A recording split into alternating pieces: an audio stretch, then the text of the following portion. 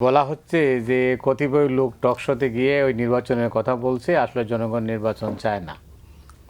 তো এই কোন জনগণ আসলে আমি তো বুঝতে পারলাম না। জনগণ তো সবাই বলতেছে, সরকারও বলছে জনগণ আমাদের সঙ্গে, রাজনৈতিক দলগুলোও বলছে বা আপনারা বলছেন যে জনগণ আমাদের সঙ্গে আছে।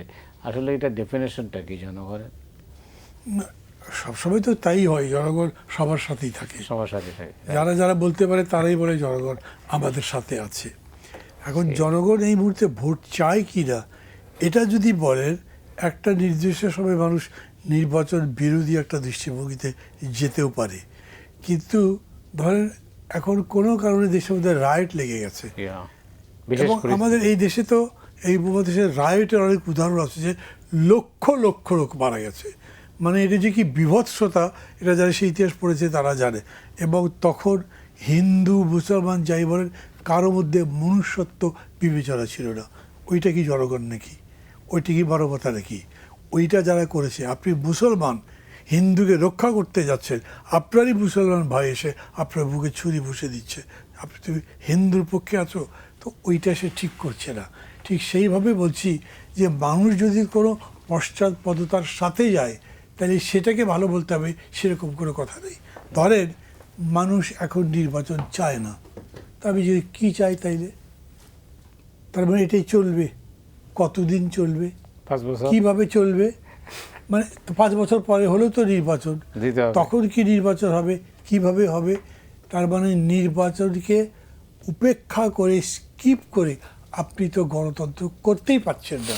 এই কথা যদি আপনি এখন না বলেন, তাহলে যে জনগণের কথা আপনি বলছেন, এগুলো সম্পর্কে কিন্তু মানে বড় বড় সমাজচিন্তক, আমি নাম বলছি না, তারা এরকম বলেছেন, জনগণের দাসত্ব করা রাজনীতির কাজ নয়।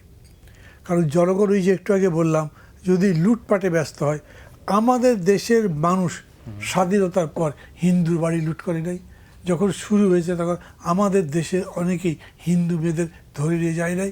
আজকে এটা যদি আমি বলি তাহলে হবে যে আপনি তো মুক্তিযুদ্ধের ইতিহাসকে অন্যরকম করছেন, কিন্তু এটা হয়। এটা এইখানে বলে না, পৃথিবীর সব দেশে হয়েছে। সবচেয়ে ভালো মুভমেন্টের মধ্যেও খারাপ লোক ছিল। 69-এ অভ্যুত্থান যখন হচ্ছে, আন্দোলন যখন হচ্ছে, তখন পল্টন ময়দানে তোফায়েল আহমেদ বক্তৃতা করে বলেছেন, আমাদের নামে, ছাত্র সংগ্রাম পরিষদের নামে অনেকে চাঁদাবাজি করছে, চাঁদা দেবেন না, ছাত্র সংগ্রাম পরিষদ কাউকে চাঁদার জন্যে অনুরোধ করছে না। তো তার মানে ওর মধ্যে তো চাঁদাবাজি হয়েছে, এবং সেই চাঁদাবাজি মনে করবে না যে একদম ফরেনার কোনো লোক যে কোনোদিন আন্দোলন করে সে এসে করছে, তার আন্দোলনের মধ্যে থাকা লোকও অনেকে এটার মধ্যে ইনভলভ আছে। সেই জন্য এরকম করে যারা জনগণকে একটা প্রগতির বিপক্ষে দাঁড় করিয়ে দেয়, ভেরি রং। শুধু রং না, তারা প্রগতির বিপক্ষের লোক, তারা গতির বিপক্ষের, এমনকি আমি মনে করি গণতন্ত্রের বিপক্ষের লোক। আমি এটা জানি। এখন অনেকেই এরকম বলবে, ভাই মানুষ এখন ভোট চাচ্ছে না, আপনারা ভুল করছেন।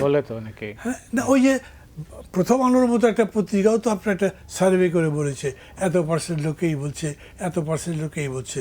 তো এই সার্ভেগুলোকে আমি একদম মানে অশ্রদ্ধা করছি না, কিন্তু এই সার্ভেই সব কিছু না, বাস্তবের সাথে মিল নাই অনেক ক্ষেত্রে। হ্যাঁ, আমি সেটাই বলছি।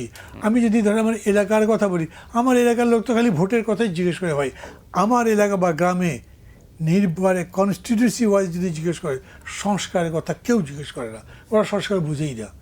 কৃষকের কাছে সংস্কারের কথা যায়নি, কিন্তু এই কথাগুলো আমি বললে কেউ যদি বলে আপনি তাহলে সংস্কারকে একটু আন্ডারমাইন করছেন না, বিষয়টা তারা।